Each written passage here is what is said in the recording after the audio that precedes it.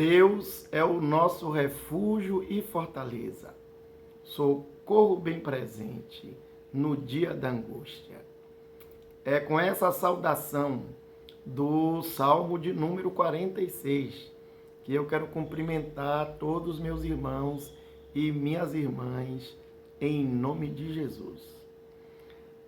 Hoje eu gostaria de dar continuidade à exposição de Josué, capítulo 1.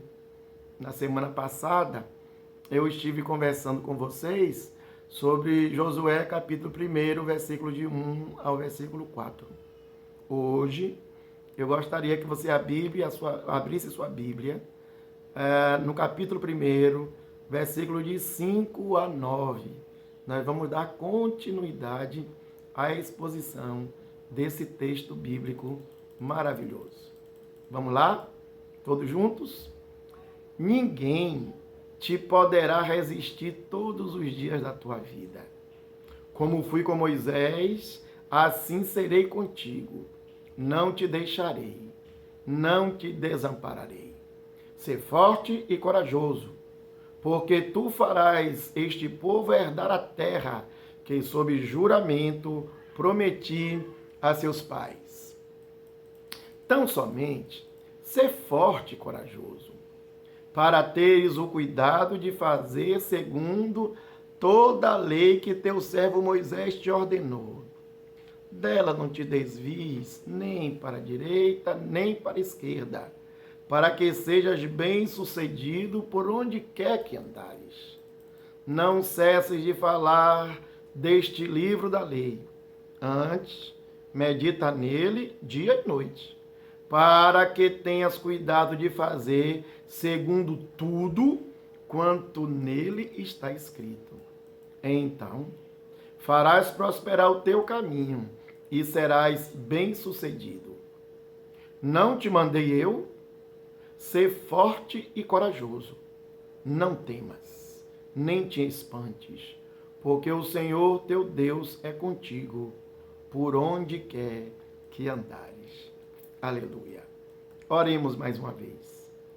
Senhor nosso Deus e nosso Pai Todo-Poderoso, nós continuamos na Tua presença e queremos agora, em nome de Jesus, te pedir, nos auxilia, Senhor, na compreensão da Tua palavra. Fala ao nosso coração e nos transforma para sermos conformes à Tua vontade, em nome de Jesus. Amém. Amém.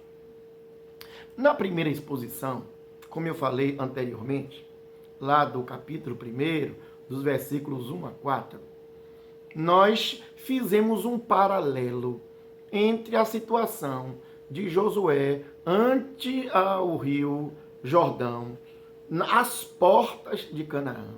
Fizemos um paralelo entre a situação dele e a nossa situação atual, diante dos nossos desafios, diante das nossas demandas e, por exemplo, diante da pandemia do coronavírus. Lá, na primeira exposição, se você ainda não assistiu, eu quero lhe convidar a entrar no nosso canal e assistir a exposição número 1, a primeira parte. Lá na primeira parte, nós falamos de 3 aspectos, 3 verdades que eram importantes. Primeiro, nós precisávamos tirar os olhos da crise, do problema, versículo 1 e versículo 2. Depois, nós precisávamos agregar, juntar todos os de Israel, versículos 2 e versículo 3. Depois, nós precisávamos encarar os desafios à nossa frente, versículo 2, versículo 3 e versículo 4.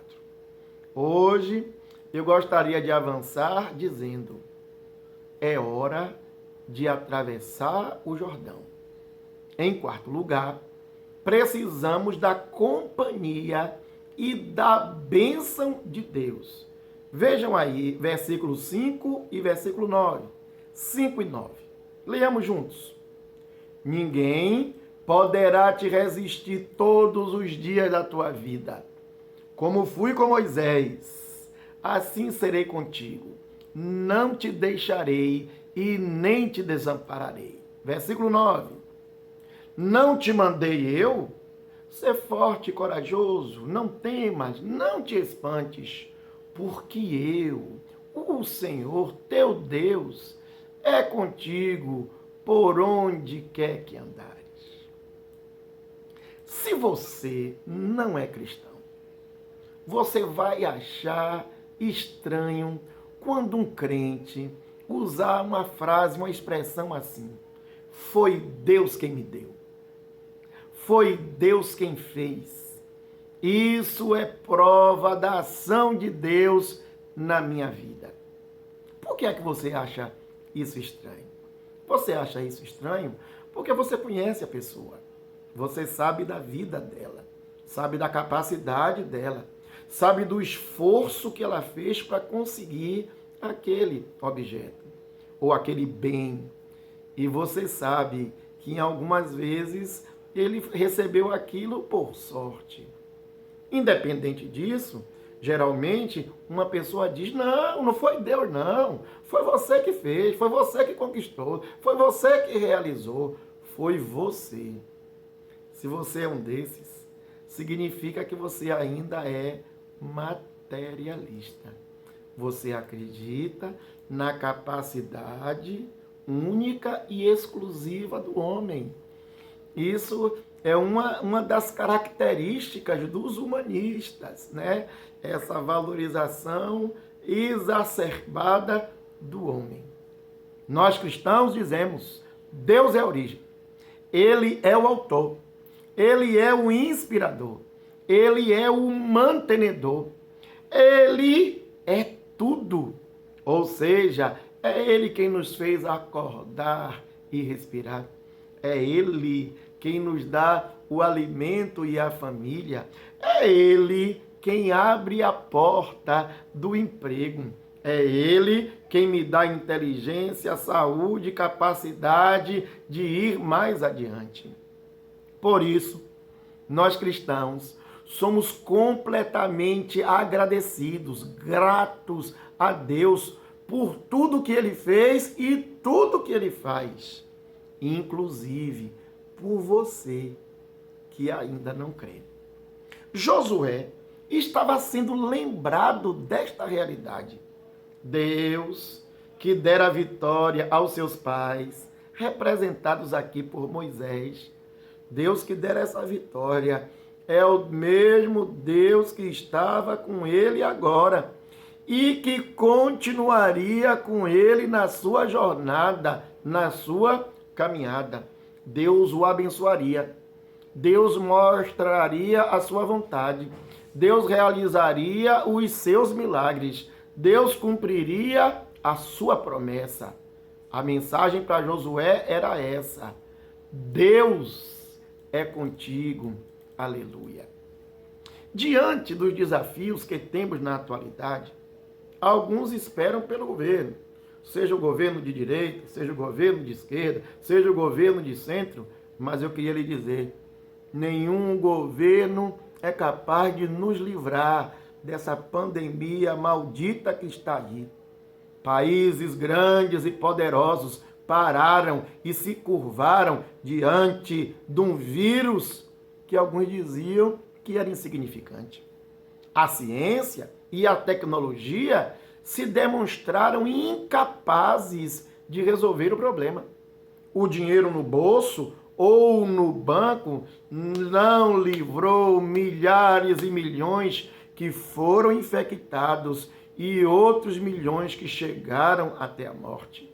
Mas Deus nosso Senhor, é aquele que tem a cura, é aquele que é capaz de dar conhecimento, entendimento e sabedoria aos médicos, aos pesquisadores, aos cientistas, para que eles possam criar os remédios, os tratamentos e a vacina contra esse mal. Deus abençoa e utiliza, inclusive aquelas pessoas que não creem nele. E além de não crer, ainda zombam do seu nome. Eu queria lhe dizer uma coisa, meu irmão e minha irmã. Deus é contigo. Mas ao afirmar isso, eu queria lhe fazer uma pergunta. E você? É com Deus?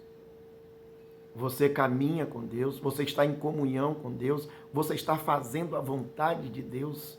Você é com Deus como Deus é contigo? É hora de atravessarmos o Jordão. Em quinto lugar, eu queria dizer que nós precisamos de coragem e determinação. Coragem e determinação. Vejamos aí o início dos versículos 6, 7 e 9. Vamos lá? 6, 7 e 9. Ser forte e corajoso. Versículo 7. Tão somente ser forte e muito corajoso. Versículo 9, já lá no finzinho. Ser forte e corajoso. Não temas e não te espantes. Precisamos, como dissemos há poucos instantes, precisamos saber e crer que tudo provém de Deus. Ao mesmo tempo que precisamos entender a necessidade do nosso empenho e do nosso esforço. Uma coisa não elimina a outra. Crer que vem de Deus não elimina a minha e a sua responsabilidade diante dos desafios. A soberania de Deus, ela não anula a responsabilidade humana. Essa é uma expressão teológica que se refere diretamente à responsabilidade do homem por causa dos seus pecados. E isso é verdade. Mas essa verdade não se conclui aí, ela não acaba aí. Não se refere apenas ao pecado. Ela pode ser aplicada em outras áreas da vida humana.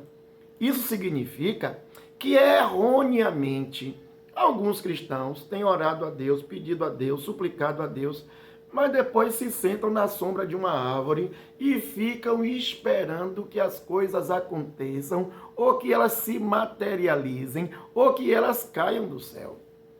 Quem age assim, quem faz assim, está findado a não ter nada, a não alcançar nada, a não realizar nada, ficar frustrado. E na sua frustração, maldizer, reclamar, amaldiçoar tudo e todos, culpar tudo e todos pelo seu fracasso e, por fim, lamuriar, reclamar contra Deus. Nós falamos aqui no ponto 2 e no ponto 4 que era necessário encarar os desafios. Primeira coisa, tem que lá encarar o desafio, no ponto 2. No ponto 4, era Deus quem abençoava, Deus quem nutria, Deus quem acompanhava. Então, Deus é o motivador. Agora, nós estamos dizendo que precisamos de uma motivação interna, de uma vontade, de uma força de vontade que nos tome, que nos impulsione, que nos lance para frente, sem jamais desistir.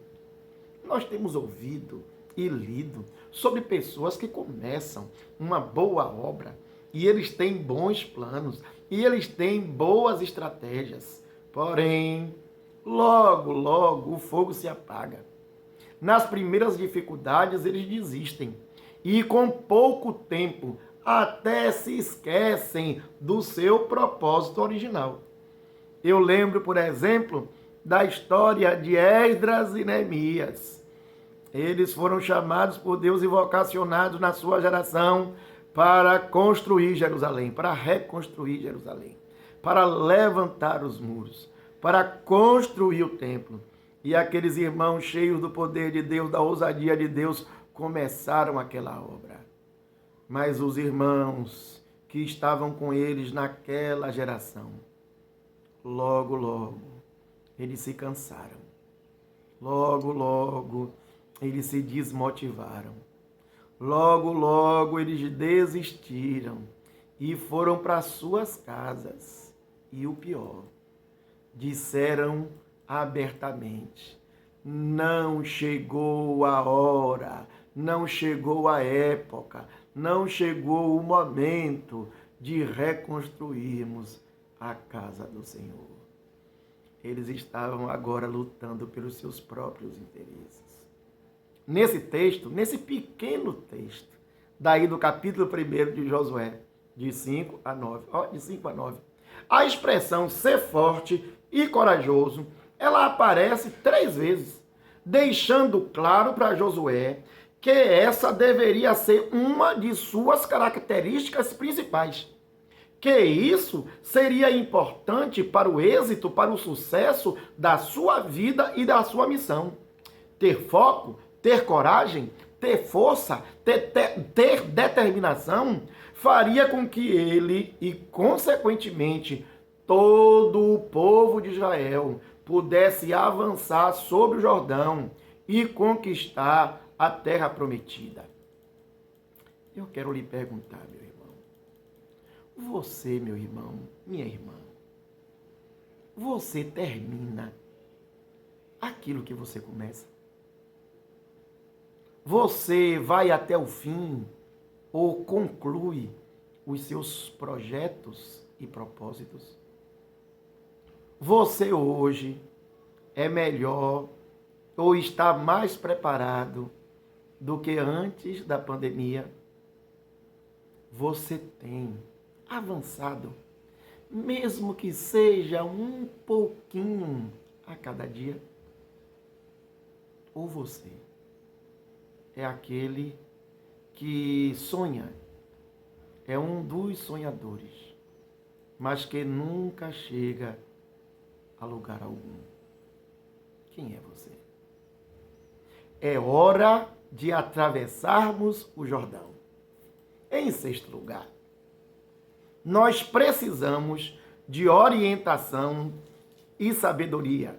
Vejamos aí juntos os versículos 7 e 8. Leia aí na sua Bíblia e acompanhe comigo.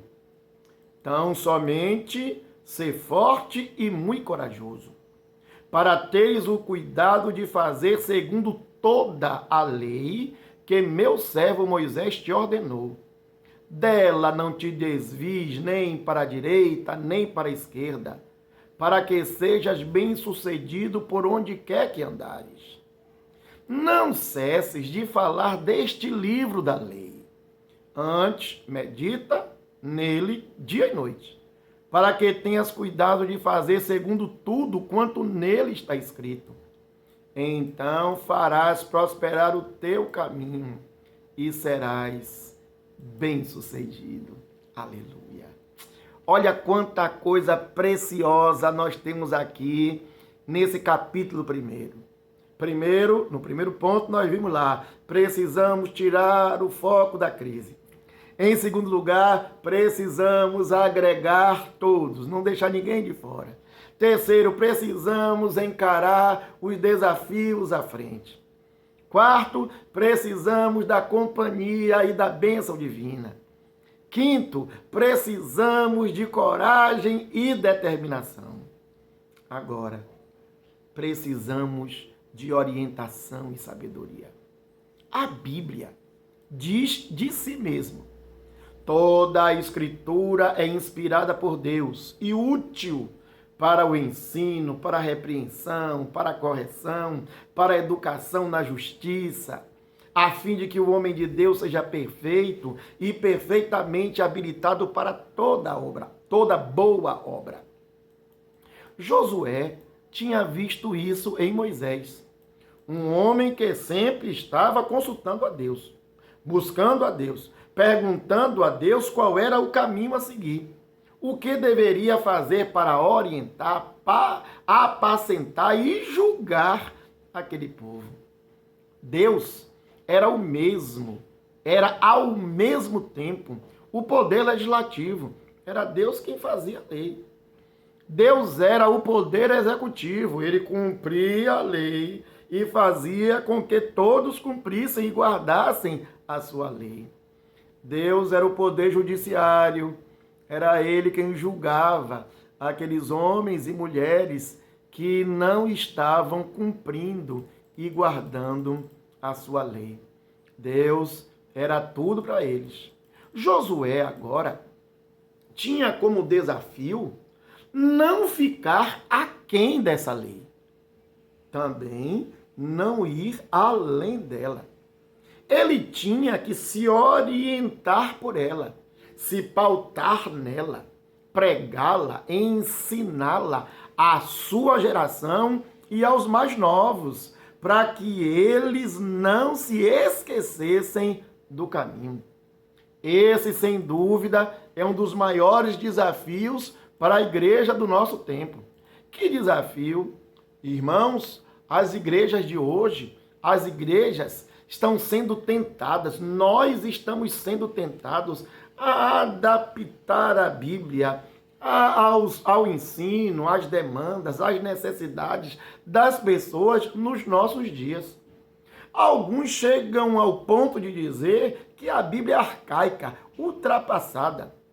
Alguns não chegam a falar assim, mas relativizam a Bíblia, alegando que ela precisa ser lida, ser vista, ser interpretada por viés da psicologia, da sociologia, da história, da filosofia e de todas as outras guias.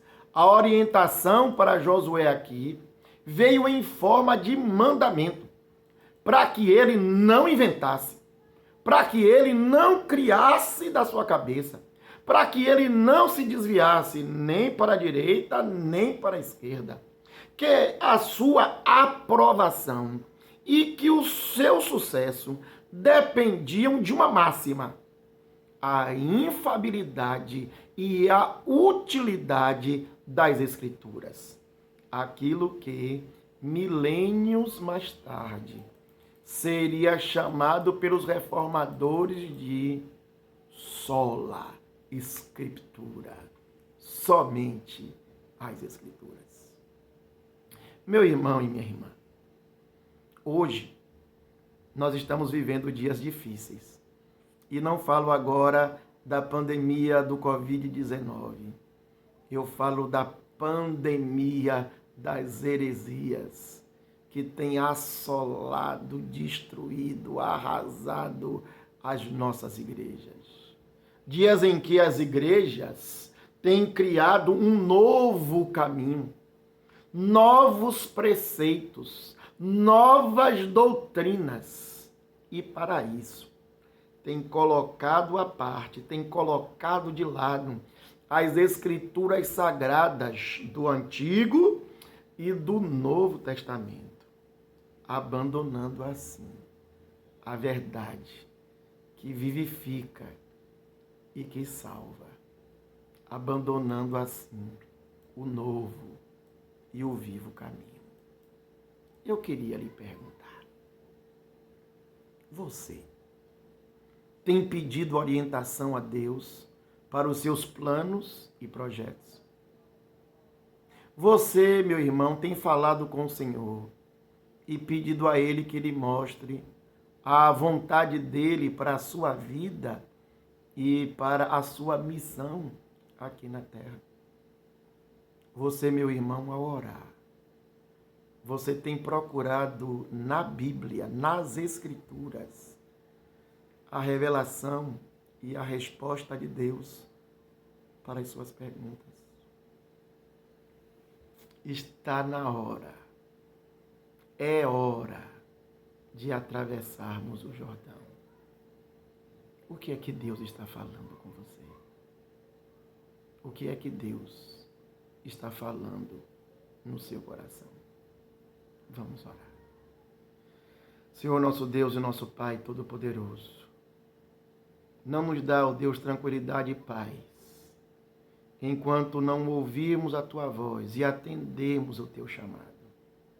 Ilumina a nossa mente, ilumina o nosso coração, ilumina o nosso entendimento.